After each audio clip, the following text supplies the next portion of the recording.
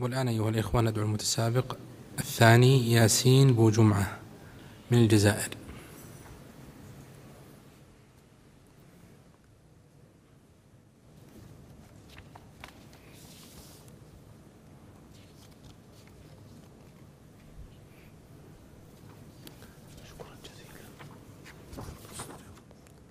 اقرأ من قول الله عز وجل: إنا عرضنا الأمانة على السماوات والأرض والجبال فأبين أن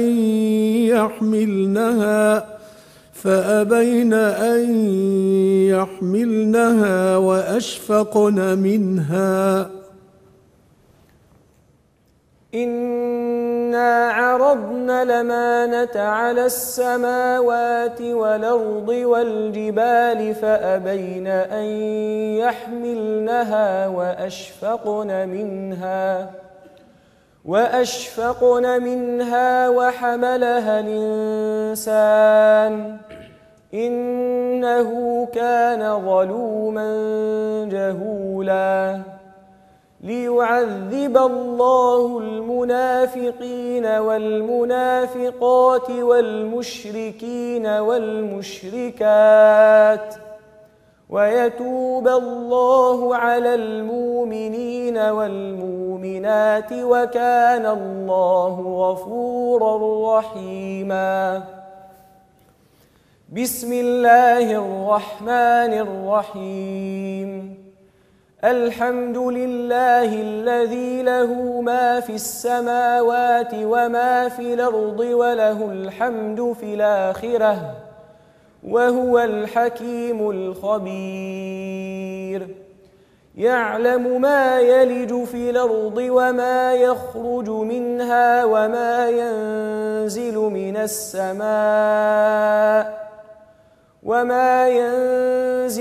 السماء وما يعرج فيها وهو الرحيم الغفور.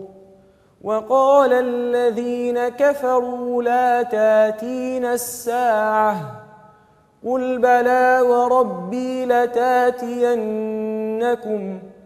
عالم الغيب لا يعزب عنه مثقال ذرة في السماوات ولا في الأرض ولا أصغر من ذلك ولا أكبر إلا في كتاب مبين.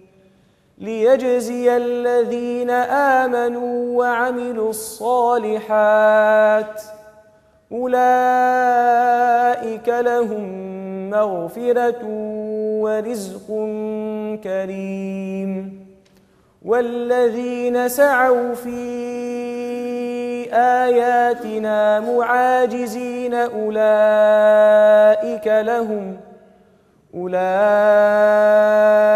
لهم عذاب من رجز أليم.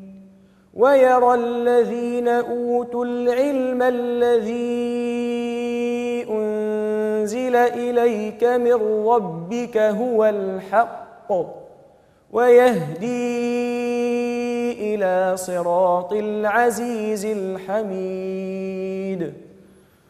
وقال الذين كفروا هل ندلكم على رجل ينبئكم إذا مزقتم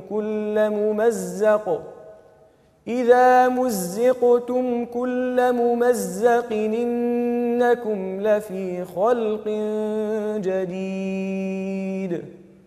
أفترى على الله كذبا به جنة بل الذين لا يؤمنون بالآخرة في العذاب والضلال البعيد.